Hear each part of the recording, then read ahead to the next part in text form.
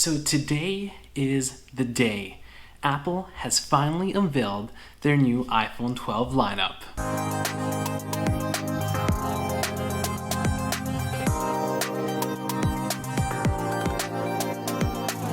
I am so excited about this. I am long overdue for an upgrade, and I've been waiting for this moment right here. And yeah, this is the first thing that I actually did as soon as I came home from work. I haven't eaten or anything yet, so I'm gonna try and keep this short, simple, and to the point. There's a lot to go over, so let's get right to it. So one thing I do want to mention really quick, if you see me looking down, it's because I'm looking over my script. There was a lot to write today, and I didn't have time to really memorize it. And also, this is not a review video by any means. I feel like I should clarify that because my last video, a lot of you thought it was a review when it wasn't. So I figured I'd just give some clarification this time around. So let's begin with the iPhone 12 models. This time around, we've been introduced to two new models, the iPhone 12 and the iPhone 12 Mini. Both of these phones are identical in features, and the only thing that sets them apart is the size. iPhone 12 comes in at 6.1 inches, whereas iPhone 12 Mini comes in at 5.4 inches. So what's new? So the main thing is that the iPhone 12 has been redesigned. It's made up of aluminum and glass, and it's reminiscing that of the iPhone 5 from back in the day. And let me tell you, I've seen the Keynote, I've seen pictures, and this design looks so sleek. It's available in 5 different colors, in black, white, product red, green, and blue. This year, iPhone 12 has replaced the LCD panel from the iPhone 11 with their Super Retina XDR display. And that's just Apple talk for an OLED panel. So that means that your screen is going to be more vibrant, text is going to appear sharper, the screen's going to be brighter, and the blacks are going to be a lot truer. The iPhone 12 has a resolution of 2521 by 1170 with a pixel density of 460 ppi. The Mini has resolution of 2340 by 1080 with a pixel density of 476 ppi. With the addition of their new screen panels, Apple is also adding supports to HDR formats such as Dolby Vision, HDR10, and HLG. Apple is also developing a new type of glass for their screen as well. They're working with Corning, the makers of Gorilla Glass, to develop ceramic shield. So essentially, it's supposed to be a much tougher glass than what we've seen before in any other smartphone. It's also supposed to have a 4 times better chance of surviving any drop. But if you ask me, at the end of the day, it's still glass, and glass is gonna break. For the processor, the iPhone 12 is going to be rocking the A14 Bionic chip. Apple claims that this is their most powerful chipset to date. Both the CPU and GPU are going to be 50% faster than the competition.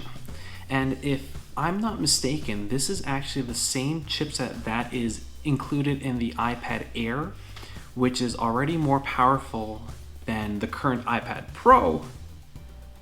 So in other words, this phone is going to be fast.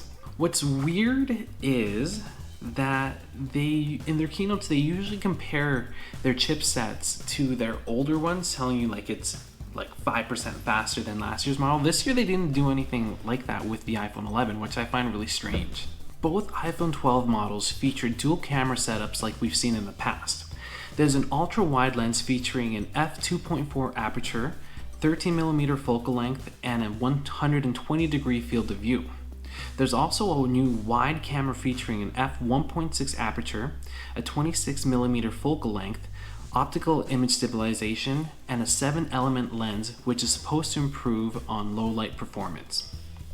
HDR has been improved, and most importantly, night mode has now been expanded on all cameras, including that front-facing camera.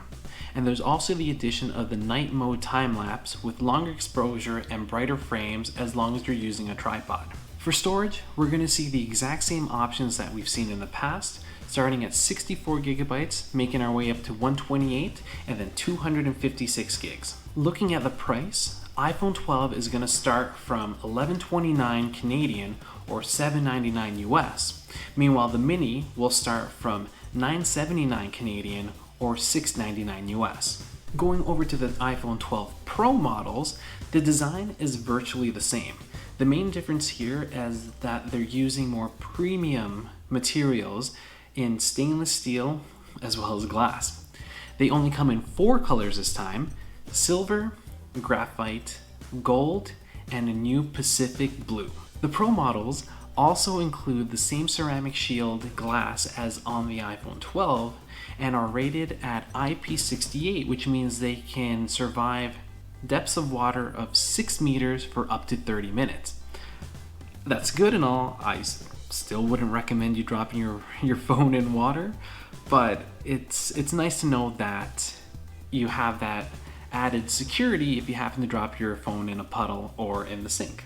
iPhone 12 Pro comes in at 6.1 inches, whereas the 12 Pro Max comes in at 6.7 inches, probably the biggest iPhone that we've seen to date. And even though the screen size is larger than what we've seen on previous Pro models, the form factor is nearly identical according to Apple. The Pro models include the same A14 Bionic chip as the iPhone 12, and this allows for deep fusion to be included in all 4 of the camera lenses. Speaking of cameras, the camera system on the 12 Pro model has the same wide and ultra-wide lenses as on the 12, with the inclusion of a third lens, which is the telephoto lens that features an f2.0 aperture, 52mm focal point, optical image stabilization, and a 4 times optical zoom. The 12 Pro Max has the same 3 camera setup with a few differences. There's a brand new telephoto camera with a 65mm focal length and a 2.5 times optical zoom. There's also a new wide camera with an f1.6 aperture, a much larger sensor that's 47% larger, and a much improved OIS system. For all you camera nerds out there, Apple is also releasing a new feature called Apple Pro RAW.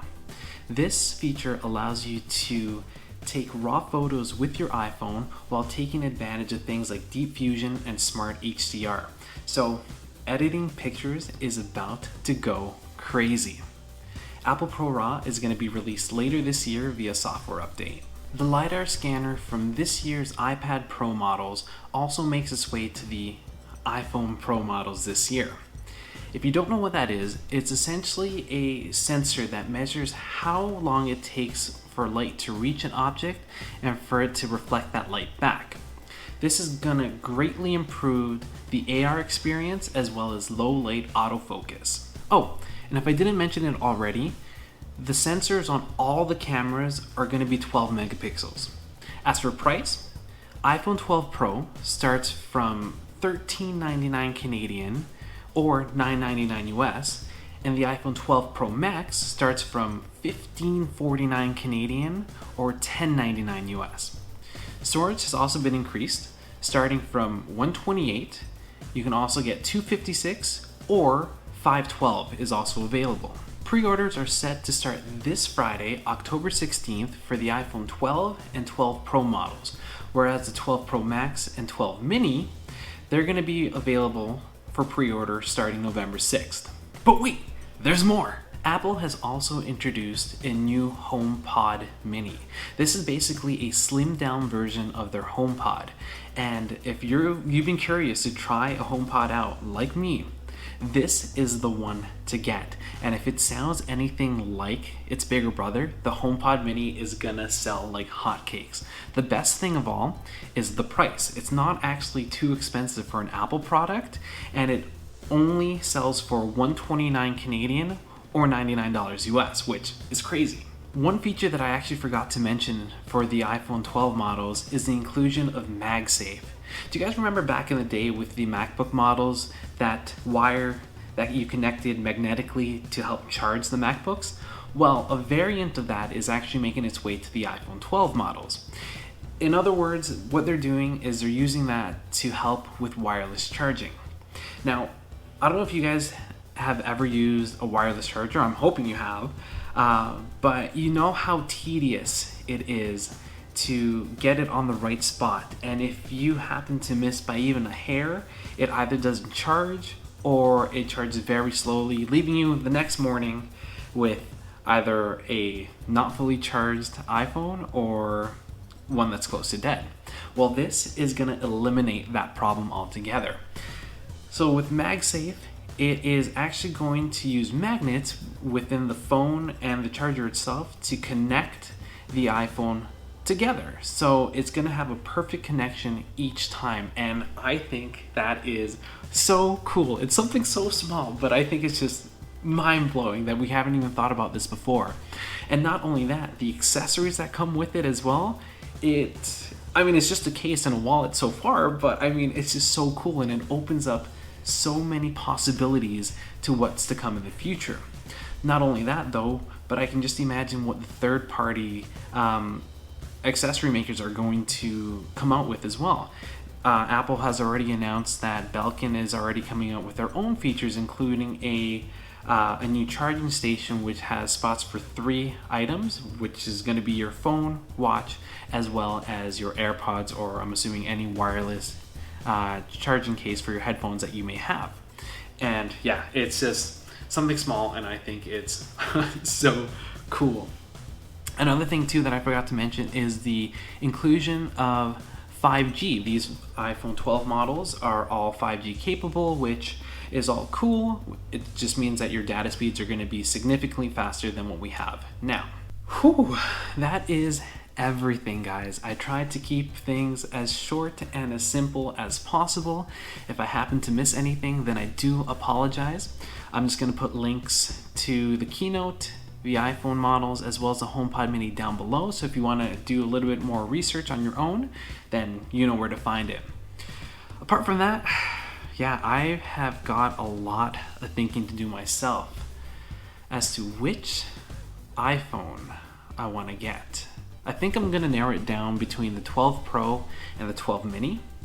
The 12 Mini has a really enticing price, but the 12 Pro and that camera system, that is really nice too. And I really want that HomePod Mini too. This is gonna be tough. I don't know. I don't know. I'll do some thinking on my own. But I want to know what you guys thought of today's presentation. Did you like the keynote? Did you enjoy everything that the iPhone 12 models bring to the table? Yeah, let me know down below. I'm very curious to see what you guys think. But apart from that, I'm just gonna leave it at that. I think I've done enough talking as it is, and I'm starting to get really hungry. But thanks for joining me, guys. Thank you so much for stopping by, and I'll catch you on the next video.